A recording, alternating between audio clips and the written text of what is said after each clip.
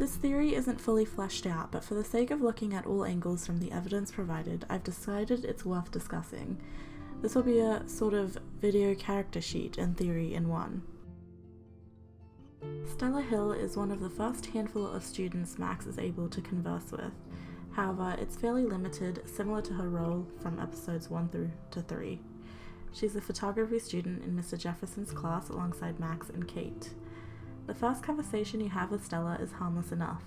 She reveals that much like many of the other girls at the school, she is a fan of Mr Jefferson.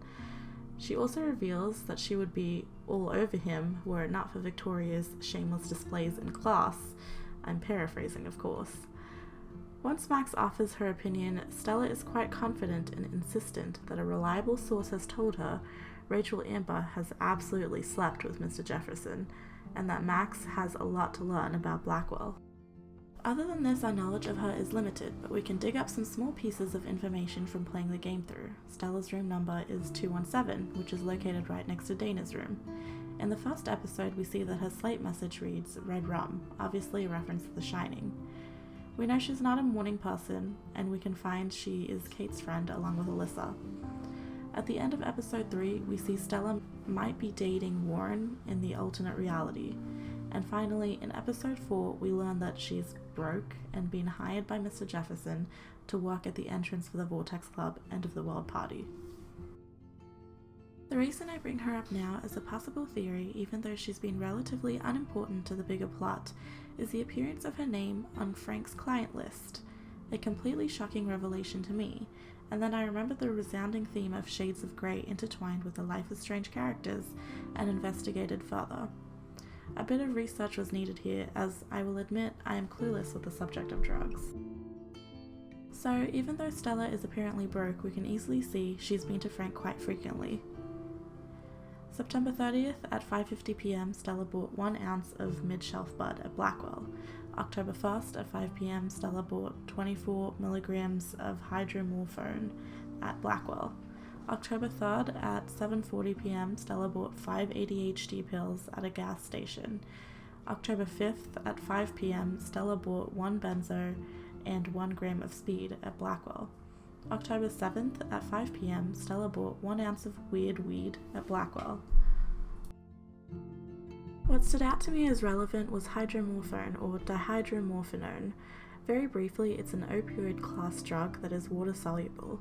It produces major effects on the central nervous system, resulting in pain relief, drowsiness, mental clouding, changes in mood, euphoria, dysphoria, nausea, vomiting, sedation, and so on.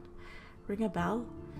We are able to play Max for the first time on October 7th, and the Vortex Club party Kate was at the night she was drugged was supposedly a few days before this. It's completely plausible to assume here that Stella, for whatever reason, unbeknownst to us, has helped drug Kate. It would be easy for her after all. Kate trusts her. It's also plausible to assume that this might be here to just throw us off. However, Stella being involved would be an incredibly interesting plot twist, in my opinion. I mean, red rum is murder spelled backwards, right? Perhaps the answer's been hiding in plain sight all along. What would be her motives? Well, I'm not too sure. Maybe money, maybe priceless opportunities, maybe the respect of a man she admires, Mr. Jefferson. I will point out, however, that it is just as likely that Nathan drugged Kate with his usual GHB, which would also produce some of the same symptoms with the added side effect of increased sex drive. This would make sense considering Kate's video. But on October 4th, we see at 11 p.m. Nathan asks Frank for an emergency delivery of 5 grams of GHB at the Boondocks, which is later revealed to be the farmhouse or the barn the Prescott bunker is located at. This is where we assume Kate was brought when she spoke of the white bright room, the soothing voice, and the prick in her neck before she blacked out. Perhaps the hydromorphone wasn't enough and they needed a backup. I hope you enjoyed this theory. Please leave a comment and let me know what you think or your theories behind Kate and the Vortex Club party. And please like and subscribe if you'd like more of these videos.